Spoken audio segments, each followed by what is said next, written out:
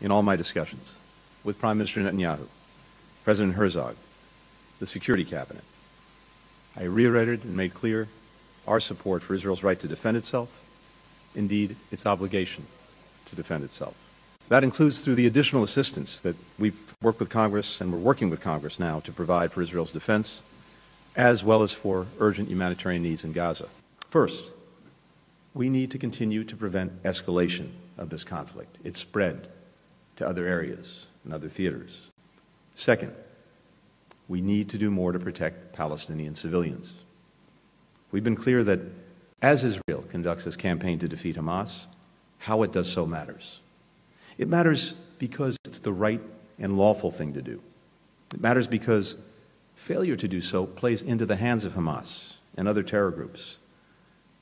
There will be no partners for peace if they're consumed by humanitarian catastrophe and alienated by any perceived indifference to their plight. Hamas doesn't care 1 second or 1 iota for the welfare, for the well-being of the Palestinian people.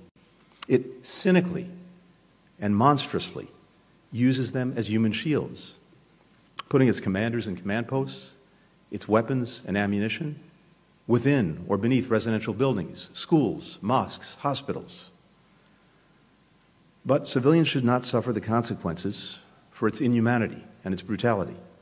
We've provided Israel advice that only the best of friends can offer on how to minimize civilian deaths while still achieving its objectives of finding and finishing Hamas terrorists and their infrastructure of violence. Third, we need to substantially and immediately increase the sustained flow of humanitarian assistance into Gaza and getting American citizens and other foreign nationals out of Gaza. Since we reached agreement with Israel, Egypt, and the United Nations 2 weeks ago on mechanisms to enable humanitarian aid to begin reaching civilians in need, we have scaled up deliveries. We've gone from 0 to now over 100 trucks going into Gaza through the Rafah crossing every day. But this is still not enough. The United States continues to believe that the best viable path, indeed the only path, is through a two-state solution. That's the only guarantor of a secure Jewish and democratic Israel, the only guarantor of Palestinians realizing their legitimate right to live in a state of their own, enjoying equal measures of security, freedom, opportunity, and dignity.